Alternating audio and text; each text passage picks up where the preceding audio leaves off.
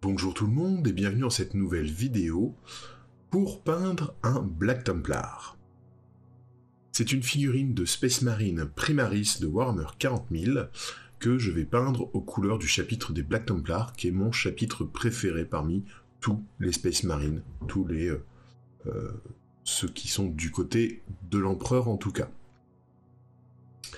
J'ai commencé Warhammer 40 000 à la V3 avec la boîte peinte par John Blanche, avec cette magnifique illustration remplie de chevaliers gothiques en armure de science-fiction, et ça m'a beaucoup marqué, ça a beaucoup marqué mon imaginaire, même si je l'ai découvert avant même de connaître les Warhammer, j'ai découvert cette illustration, et c'est quelque chose qui m'a toujours beaucoup marqué. Et en fait, j'ai toujours essayé de rechercher cette esthétique-là dans l'univers de Warhammer 40 000, qui je trouve n'est pas assez présente à mon goût et s'est beaucoup perdue au fil du temps.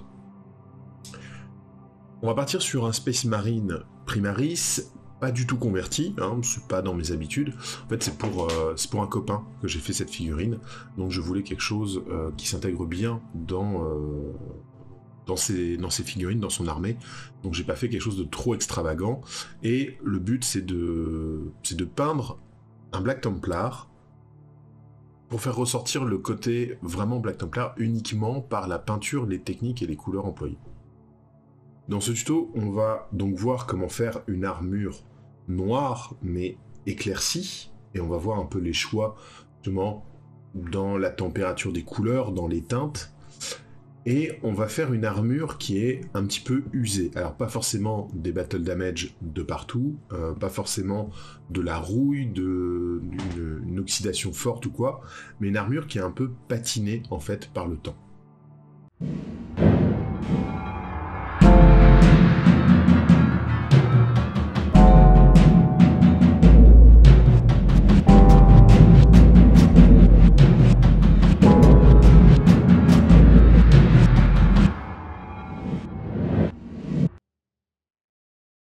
La figurine est donc sous-couchée en noir intégralement.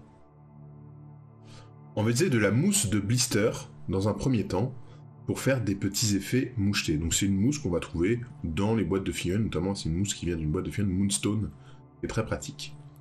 Et je vais prendre du Mechanicus Standard Grey et je vais le tapoter, alors très généreusement à la mousse, il n'y a vraiment que des gros creux qui vont rester purement noirs. Là on va être assez généreux pour un premier passage, puisqu'en fait on va faire plusieurs passages pour avoir ce rendu de texture. Donc là, la première étape, elle est très généreuse pour vraiment délimiter les zones. Et on voit que du coup, les creux très prononcés, les petites lignes, les trucs comme ça, en fait, la mousse est trop épaisse pour passer dedans. Du coup, ça va les garder en noir. C'est très pratique. Et j'insiste beaucoup sur le dessus de la figurine. Une fois que c'est bien sec, je vais venir appliquer de la contraste Black Legion, très légèrement diluée, sur l'intégralité de la figurine. Ça va permettre de renforcer les ombres, d'uniformiser en fait le tapotage qu'on vient de faire. Si on a des taches ou quoi, ça va permettre de les faire un peu plus, de les lisser un petit peu. Et ça permet surtout d'avoir une armure qui va être sur une base noire et pas sur une base grise. Le noir, il est souvent difficile à travailler parce que si on l'éclaircit trop régulièrement sur une trop grande surface, en fait, on va avoir une grosse zone de gris, et du coup, ça va plus ressembler à un gris sombre qu'à du noir éclairci. Pour garder un noir éclairci, en fait, il faut un noir qui est assez intense et qui soit éclairci sur des zones assez restreintes, et on va le voir par la suite. Avec la mousse de blister et un capuchon de pinceau, en fait, je vais prendre un petit bout de mousse que je vais rentrer dans le capuchon, donc je vais rouler la mousse pour pouvoir l'insérer dans le capuchon, et avec un ciseau, je vais redécouper le bout pour faire un petit outil de tapotage, puisque quand j'ai fait la mousse de blister avec le Mechanicus Standard Grey, c'était assez grossier, c'était assez gros. Là, on va faire quelque chose qui va être plus petit, plus fin, pour aller vraiment tapoter à des endroits stratégiques. Je vais prendre du Incubi Darkness, donc un bleu turquoise foncé. Ça va être mon premier éclaircissement du noir, en fait. Et je vais tapoter, alors légèrement, vous voyez, je fais quelque chose d'assez léger. Alors quand je tapote comme ça, en fait, je mets ma peinture sur un bout de papier absorbant. Et je viens en prendre un petit peu avec ma mousse de blister, vraiment un tout petit peu, et j'essuie grossièrement la mousse de blister, et toujours je teste sur le dos de ma main avant de l'appliquer sur la figurine. Et là on va tapoter un peu tous les éléments qui vont être en volume sur la figurine, sachant que je ne m'attarde pas sur les épaules, pour la simple et bonne raison que les épaules seront blanches, un espèce de blanc cassé un peu parchemin, qui est l'héraldique propre au Black Templar. On va refaire cette même opération, mais en ayant encore un petit peu moins, en essuyant un petit peu plus l'outil, donc en ayant moins de peinture dessus, cette fois avec du Stegadon Scale Green, qui va être un peu plus clair que l'Incubi Darkness, et je me concentre vraiment sur le haut de la figurine. On va pas trop descendre, je tapote vraiment de manière zénitale, donc par le dessus. S'il y a une zone que je peux pas atteindre avec le pinceau quand je tapote du dessus, c'est qu'il vaut mieux pas la faire, voilà.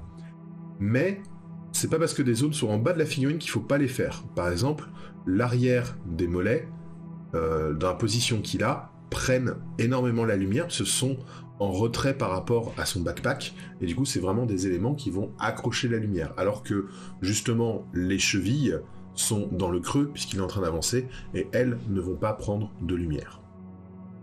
Je continue mes tapotages en éclaircissant et en ayant toujours quelque chose de plus réduit, cette fois avec du rose grey, donc un gris bleu assez clair qui va me permettre comme ça de bien éclaircir mes arêtes. Et là je fais... Il y a de moins en moins de peinture sur mon outil, je brosse un petit peu, c'est-à-dire que je frotte un peu le haut des arêtes, je pose mon outil et je le descends en frottant, et en fait il va y avoir de moins en moins de zones sur lesquelles je vais l'appliquer. Mais là on commence quand même à avoir quelque chose qui est très très gris, donc on va revenir retoucher tout ça. Là je vais prendre du noir pur, voilà, donc moi je prends du noir de chez AK, parce que j'aime bien, il se travaille bien, il se travaille facilement.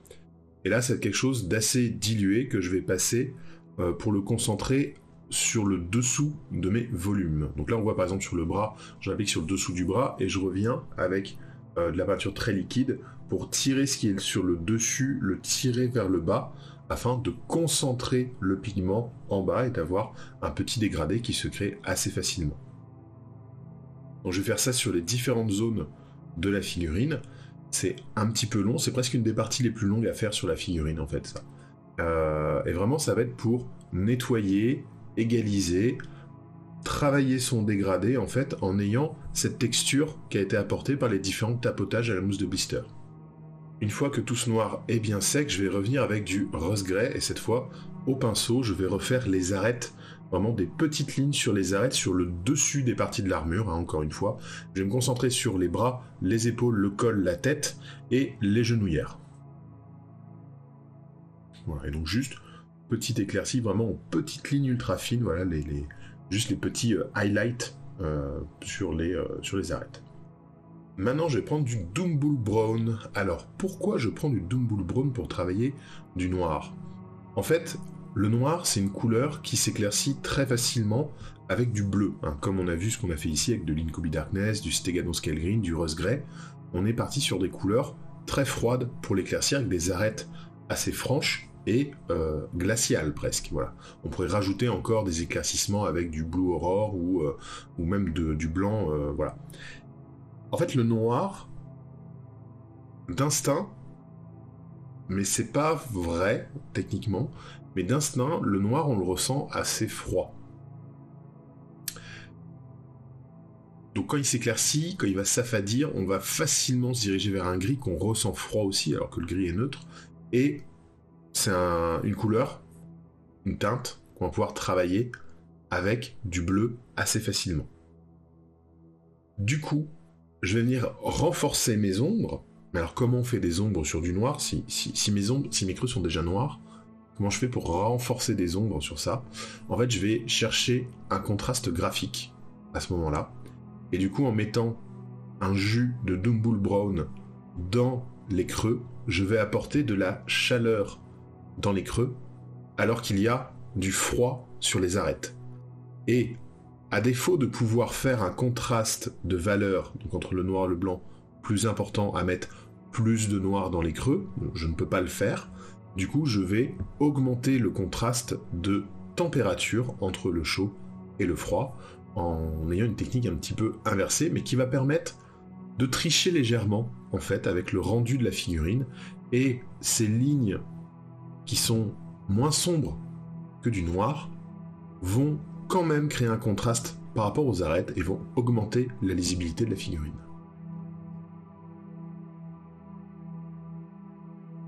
Donc en gros, pourquoi je mets du Dumble Brown dans les creux, c'est parce que j'ai éclairci avec du bleu. Que le Dumble Brown est une complémentaire du bleu, je rappelle, la complémentaire du bleu, c'est techniquement le orange, un marron, c'est un orange foncé. Voilà. Là, c'est un marron qui est très chaud, qui est presque un peu rougeâtre, donc je vais avoir un contraste de température chaud et froid. Voilà. J'espère que c'est clair. C'est une petite astuce qui permet de renforcer un noir, d'avoir l'impression d'avoir un noir plus contrasté, en ajoutant comme ça une petite touche de brun rouge à l'intérieur. Alors je vais prendre du Morghast Bone de Games Workshop parce que c'est une couleur base, donc elle s'applique assez bien même sur une surface sombre. Et ça tombe bien, comme on est sur une sous-couche noire, là on va commencer à travailler les épaulières qui vont être en couleur beige très clair, en couleur ivoire parchemin, quoi. Voilà. Donc je vais passer une première couche en essayant de ne pas déborder, en essayant d'avoir un truc assez uniforme. J'avoue que la Morghast, c'est pas la base qui accroche le mieux. Mais pour cet exercice va être intéressant, je vais en passer plusieurs couches en attendant bien que ça sèche entre chaque couche. Il va me falloir 2 couches diluées. Mieux vaut passer plusieurs couches diluées qu'une seule couche trop épaisse qui va faire des traces de pinceau. Là, je vais mettre deux couches diluées pour avoir un bon rendu. Une fois que c'est bien sec, on va éclaircir les parties en Morghast Bone avec de l'ivoire. Alors si vous n'avez pas d'ivoire, le Pallid Witch Flesh chez Games Workshop fonctionne très bien, mais sinon vraiment je vous conseille d'avoir un pot d'ivoire chez Valero ou chez Prince Auguste. C'est très très bien, c'est une couleur qui est hyper pratique pour plein de choses, donc je vous conseille de l'avoir dans vos outils. Et surtout, l'ivoire de Valero Prince Auguste est une couleur qui est assez dense, donc qui est pratique à travailler, qui est facile à utiliser, qu'on peut diluer assez facilement sans perdre la tension des pigments, etc. Donc c'est vraiment une bonne couleur et une bonne peinture aussi en elle-même. Donc je fais un deuxième passage d'ivoire dilué, cette fois pour vraiment monter les lumières. Et vous voyez, je laisse une petite ligne de Morghast entre le noir et l'ivoire. Et je vais vraiment concentrer l'ivoire. Disons que sur le bas des volumes, on voit encore un peu par transparence le Morghast à travers l'ivoire. Et sur le haut des volumes, j'essaie d'avoir un ivoire dense et homogène. Une fois que c'est bien sec, je vais prendre du Seraphim Sepia, donc une shade de Games Workshop, et en fait je vais l'utiliser pour ombrer ces parties en ivoire. Alors les endroits où il y a beaucoup de volumes marqués, comme par exemple le masque facial là, c'est facile, je badigeonne, ça coule naturellement dans les creux, ça se répartit bien. Sur les épaulières ou les zones rondes, c'est un peu plus compliqué, il va falloir que je pose, mettons une grosse goutte avec le pinceau, je vais diriger avec le pinceau les pigments pour les amener un peu où je veux, et j'hésite pas à revenir avec le doigt, enlever le surplus sur les volumes les plus proéminents, pour pas trop teinter les zones en hauteur, les zones que je veux garder ivoire, que je veux garder clair en fait. Et ça va être mon ombre en fait sur ce blanc cassé. Je reviens ensuite à l'ivoire, une fois que c'est bien sec, pour pas mélanger avec la shade, et je vais rééclaircir les éléments, donc notamment par exemple sur le casque, on va rééclaircir le bord des yeux, rééclaircir la petite arête nasale, rééclaircir le bas de chaque petit évent, et je vais rééclaircir aussi, faire des petits glacis sur le haut des épaulières pour nettoyer un petit peu le passage du Seraphim Sepia. Alors, la petite partie marrante, mais assez compliquée, mais vous allez voir, c'est pas si compliqué que ça. On va prendre du noir, dilué, un pinceau très fin et assez long, et on va faire la croix des Black Templars. Donc je pose un point pour marquer à peu près le centre de ma croix, et en fait je vais dessiner des repères avant de la dessiner, de la faire à main levée. Donc on va faire des lignes qui vont se croiser sur ce point, et qui vont être les bords de chaque extrémité de la croix. Voilà.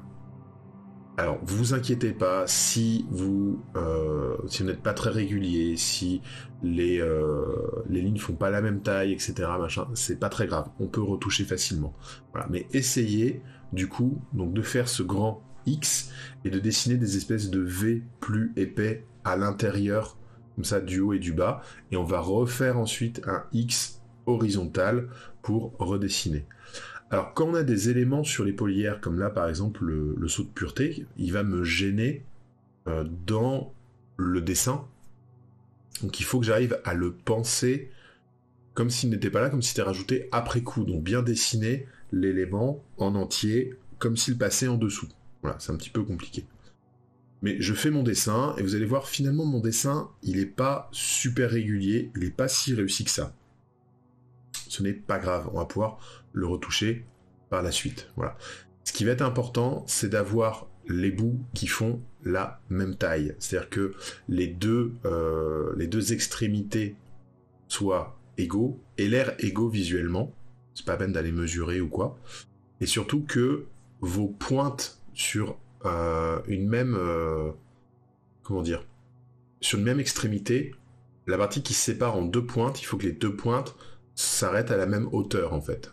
D'accord? Comme s'il y avait une ligne. En fait, si c'est plus facile pour vous, vous pouvez dessiner un triangle directement plein, et ensuite effacer un petit triangle à l'intérieur. Ça marche aussi.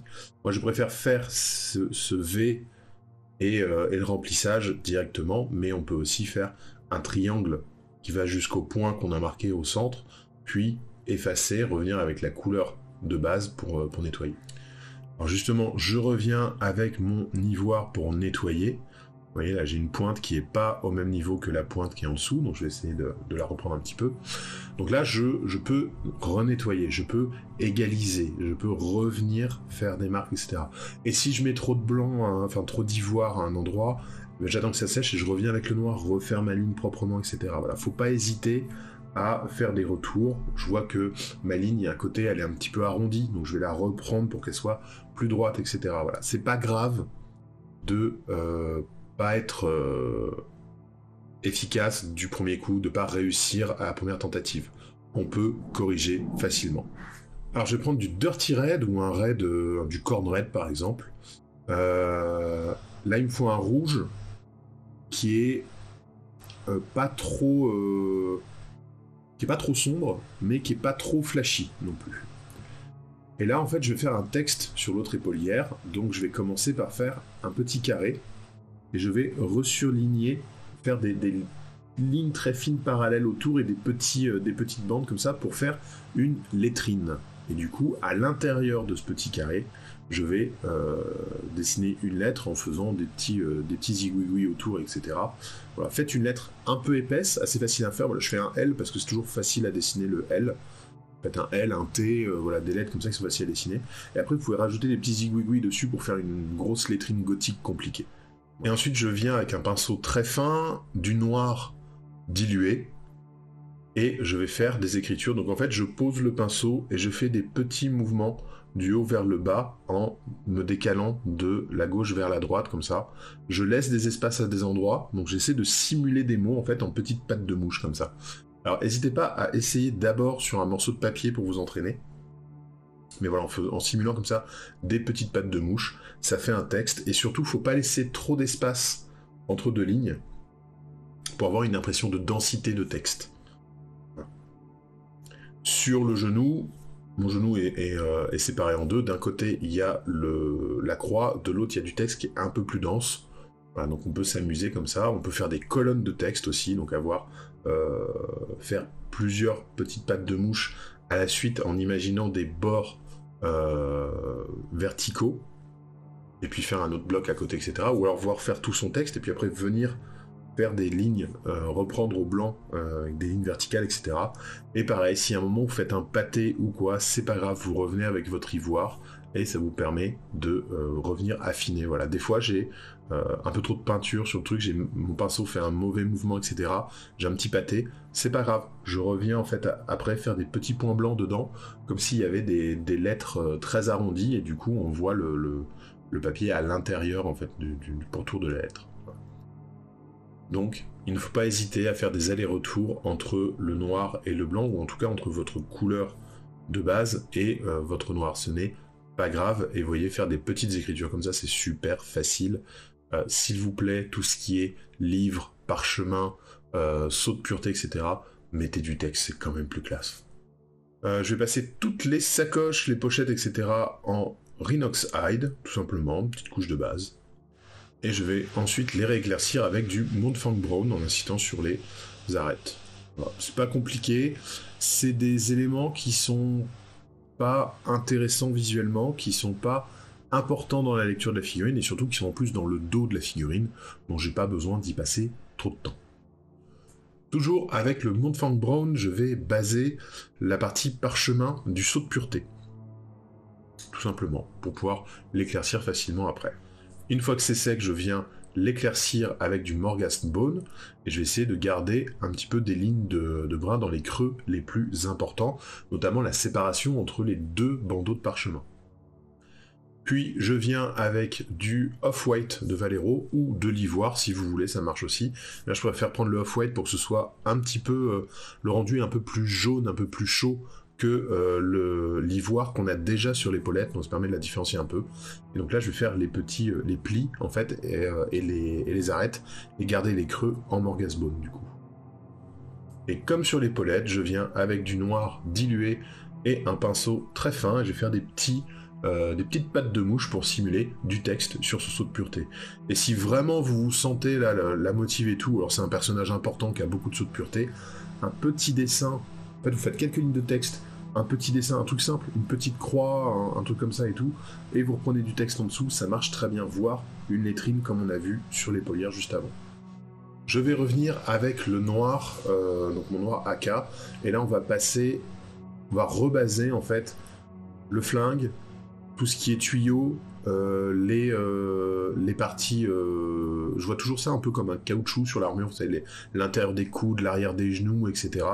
Voilà, tous les petits éléments sous l'armure, tout ce qui est tuyau, câble et le flingue. Voilà, on rebase tout ça en noir pur. Et ensuite, je vais prendre le Dirty Red, donc qui va être le rouge un peu, ça va être le rouge qu'on va voir sur la figurine qui va contraster en fait avec le bleu et le blanc, enfin, le bleu noir et le blanc. Donc c'est le rouge que j'ai utilisé pour faire la lettrine sur l'épaulière. Il va me servir pour faire les yeux, peindre l'intérieur des lentilles avec ce rouge, pour peindre le cachet de cire de son sceau de pureté, et pour peindre la coque extérieure de son bolter. Voilà. Donc il y a une partie un peu, on a l'impression que tout le reste est en dessous, une espèce d'armure du bolter, on va dire, la partie boîte un peu qui tient tous les éléments. Voilà, donc cette partie-là, je vais la peindre en rouge pour avoir un truc qui ressort un peu, et en même temps, on va faire un rouge un petit peu sombre et effacé, pour pas que ce soit trop étant, sinon on risque de voir que son bolter, qui est en plus assez gros, alors qu'on veut mettre la figurine en avant, et c'est vraiment le visage qui va ressortir si on éteint un petit peu la couleur du bolter, et vous allez voir comment on va faire ça. Dans un premier temps, tous ces éléments, je vais les rééclaircir au Evilson Scarlet. Donc on va se concentrer sur le sceau de pureté, sur les rebords du cachet de cire. On va faire une petite ligne à l'intérieur des yeux, en essayant de ne pas déborder. Et on va faire les arêtes assez franches sur le bolter. Comme c'est un élément qui est très rectangulaire, très géométrique, les arêtes sont très marquées. Donc je rééclaircis les arêtes et je fais un petit peu le dessus du bolter. Je reviens faire un éclairci extrême de ce rouge avec du Dorn Yellow, qui est un jaune très pâle. J'adore éclaircir le rouge avec ça, avoir vraiment une pointe de lumière comme ça. Donc on vient refaire les bords du cachet de cire et les arêtes du dessus du bolter. Voilà, assez franc. Ce qui est très sympa dans ce genre de technique, je trouve, c'est de ne pas faire les arêtes en continu. Si vous faites pas l'arête tout le long, si vous faites un bout d'arête, vous arrêtez, vous reprenez, et en plus si vous arrivez à le faire en dégradé, c'est encore mieux. Je trouve que ça donne un petit peu de peps, un petit peu de cachet à la pièce, c'est assez sympa. Ensuite, je reviens avec le Evilson Scarlet, cette fois dilué, et je vais le passer en glacis en fait, pour atténuer le jaune comme ça de mes éclaircies, mais en le gardant quand même, notamment sur les coins, aux endroits où il y a des intersections de lignes qui ont pris la lumière. En fait, je vais garder le jaune, alors que le long, en faisant un petit glacis, ça va atténuer le jaune et il va redevenir un petit peu rouge très clair, sans passer par le rose. Alors maintenant, je vais prendre du noir, pareil, très dilué, et en fait, je vais faire des petits lavis glacis pour atténuer le rouge, donc notamment dans le cachet de cire, je mets une petite goutte de noir à l'intérieur pour que vraiment le creux soit plus sombre, ça fait ressortir le rebord du cachet, et le bas du cachet de cire reçoit un petit glacis. Et sur le bolter, en fait, je vais faire sur toute la moitié inférieure, je vais faire un glacis comme ça de noir, en le concentrant vers le bas pour avoir une forme de lumière dégressive sur la carlingue du bolter, en fait. Voilà. Et du coup, ça me permet d'atténuer comme ça le rouge, qui soit moins pétant, moins présent, et qui soit beaucoup plus fondu et intégré au reste de la figurine pour que ce côté noir et blanc ressorte mieux. Et en fait, on va avoir un effet intéressant, vous allez voir sur la fin, le visage va être une répétition de la figurine globale. Et ça, c'est très intéressant en termes de design, surtout pour une peinture d'armée, puisque du coup, sur le visage, on va avoir le noir, le blanc, le rouge, et on va retrouver ces éléments sur tout le reste de la figurine. Je vais utiliser du Null Oil maintenant pour ombrer vraiment les lentilles des yeux, là, pour avoir vraiment le petit rebord bien noir entre la partie blanche et l'œil. Et pendant que ça sèche, en fait, je vais venir avec du blanc et mon petit outil en mousse de blister. Et en fait, là, je vais prendre donc très peu de blanc et je vais venir faire des petits dégâts, petites usures sur les épaulières notamment. Comme c'est blanc, ça me permet d'avoir un peu des écritures effacées, d'effacer un petit peu la croix. Alors, petite astuce, hein, vous avez peut-être déjà entendu le terme, notamment chez Dimitri, ce qu'on appelle le cache misering. Si un élément n'est pas parfaitement bien fait, notamment la croix, elle n'est pas parfaitement plate, elle n'est pas parfaitement faite ou quoi, si vous venez rajouter des éclats du weathering, des battle damage, etc., voilà, de l'usure, vous venez l'abîmer, etc., elle aura l'air plus crédible, même si elle n'est pas bien dessinée à la base. Voilà, petite astuce. Je fais aussi quelques points sur les hauteurs de la figurine, sur le casque, le col qui est très important, et même un petit peu légèrement sur le bolter. Mais c'est vraiment très léger, là, faut pas avoir des points blancs, c'est du blanc qui est très essuyé, et je viens reprendre comme ça quelques arêtes. Je me concentre vraiment sur les bras, la tête, les épaules et le backpack de la figurine. Je descends pas plus bas, sauf un petit peu le petit revers des genouillères. Ensuite, je viens avec du Silver Valero, mais moi c'est parce que je l'aime bien, sinon vous pouvez prendre du Storm Silver par exemple chez Games Workshop. Et là, je vais revenir faire en fait quelques éléments du bolter pour faire ressortir un peu la partie mécanique de l'arme. Et surtout, je vais essayer de faire les arêtes pour garder un fond de l'arme très noir. Voilà, que ce soit pas trop clinquant, donc d'avoir vraiment un fond d'arme très noir. Donc je vais vraiment revenir chercher des arêtes, faire des petites lignes comme ça, machin. Et je peux rajouter des petits éclats sur la peinture du bolter, sur le rouge aussi. Voilà, ça marche bien. Avec un pinceau fin, je viens remettre du Heavy Sun Scarlet au milieu de la lentille. Donc ma lentille qui était rouge, qui a reçu un lavis noir, en refaisant bien le milieu en Heavy Sun et en laissant bien le contour noir, j'ai un truc on a l'impression qui s'allume un petit peu et qui est bien défini. On va prendre du Balthazar Gold et puis on va peindre un petit peu les aigles impériaux qu'il y a sur la figurine quand il y a des petites décorations comme ça. Donc là, bon, c'est une figurine de Primaris, elle n'est pas convertie, elle est assez simple, mais si vous faites des Black Templars, il y a souvent beaucoup d'ornementation. Donc voilà, toutes les ornementations, je les base au Balthazar Gold, déjà parce que je trouve que c'est un doré qui est assez sombre, qui est une très bonne couleur de base avant d'éclaircir, et surtout comme c'est de la gamme base de Games Workshop, elle s'applique très bien, même sur du noir, et du coup là sur une figurine qui est très sombre, qui est sous-couchée en noir, etc., ça va être très facile de l'appliquer. Donc je fais l'aigle sur le bolter, et l'aigle sur le torse aussi, et s'il y a des petits zigouigouis, des petits artefacts et tout à mettre en valeur, c'est aussi le moment. Et donc là, je vais prendre du Retributor Armor, qui est plus clair, et je vais effectuer de très légers brossages. C'est même pas un brossage à sec, hein, il y a pas mal de peinture, mais en fait, je vais juste revenir comme ça, avec le plat du pinceau, essayer de frotter les volumes et l'arête, en fait, des décorations. Pour pas que ce soit trop clinquant, je vais passer un coup d'Araxer Shade aussi sur toutes les décorations, et j'hésite pas à passer mon doigt pour enlever la shade sur les volumes. Je viens avec une pointe de Dorn Yellow à l'intérieur des lentilles pour vraiment avoir cette sensation de lentilles allumées, de lentilles brillantes, et ça va nous servir pour la suite des yeux. Une fois que le Dorniello est sec, je reviens avec du Vincent Scarlet légèrement dilué et je recouvre sans déborder. En fait, j'essaie de recouvrir juste le point de jaune que j'ai mis et là, j'ai vraiment des yeux qui sont lumineux.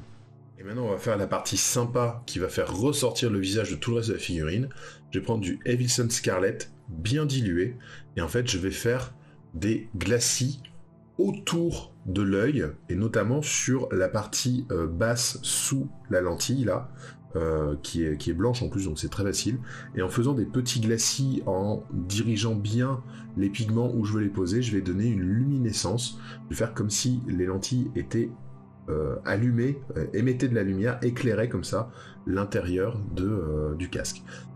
Au-dessus, en fait, la forme du casque, l'espèce d'arcade sourcilière qui est faite, je peux faire une petite ligne de rouge sur cette arcade, mais il ne faut pas qu'elle dépasse parce qu'elle est proéminente par rapport aux lentilles qui sont assez enfoncées dans le casque.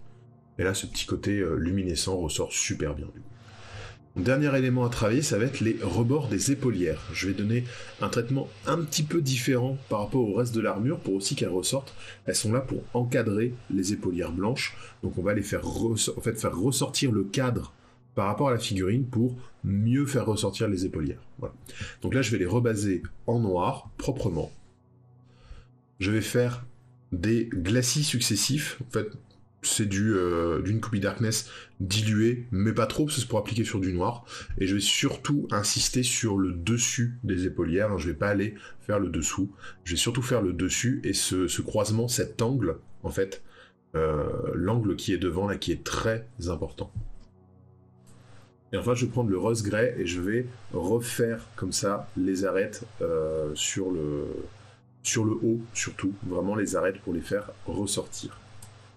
Enfin, je vais prendre le Blue Aurore, donc qui est un bleu très très clair. Et là, je vais faire mes derniers éclaircissements sur la partie haute de la figurine pour vraiment avoir une sorte de lumière progressive, une lumière qui va être plus intense sur le haut de la figurine. Donc là, je vais refaire les arêtes sur le haut du casque, sur le col, l'espèce de gorgerin,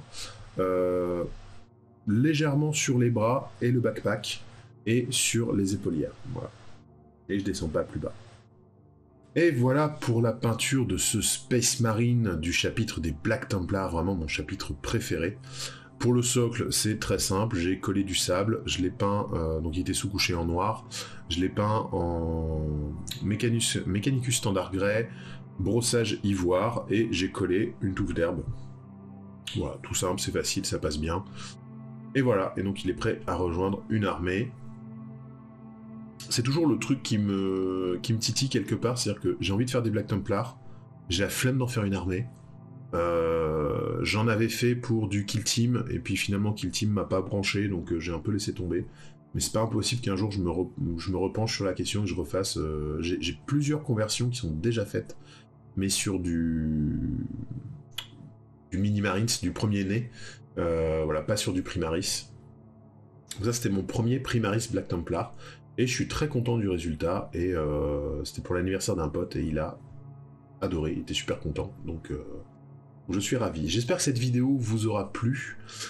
C'est une vidéo qui est disponible en avant-première sur le Patreon pour tous les abonnés, et elle sera disponible un mois après sur YouTube, donc voilà, donc les abonnés l'ont en avance.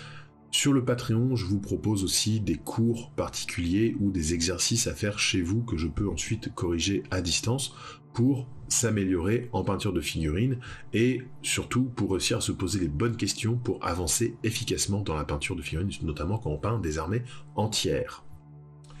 Si vous utilisez ce tuto pour peindre vos propres Black Templars, n'hésitez pas à me partager vos photos, que ce soit sur Facebook ou sur Discord. Vous avez tous les liens dans la description de cette vidéo.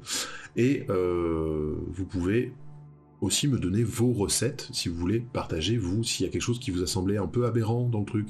Vous êtes dit à un moment, moi je ferais pas comme ça. Voilà, n'hésitez pas à poser la question, ça peut être intéressant, l'échange peut être vraiment très intéressant. Je vous dis au revoir pour aujourd'hui, j'espère que ce tuto vous sera utile, et je vous dis à très bientôt. On peut se retrouver sur les réseaux sociaux, Facebook, Instagram, le Discord, voilà, tout est dans la description, et je vous fais plein de bisous, puis je vous dis peignez bien.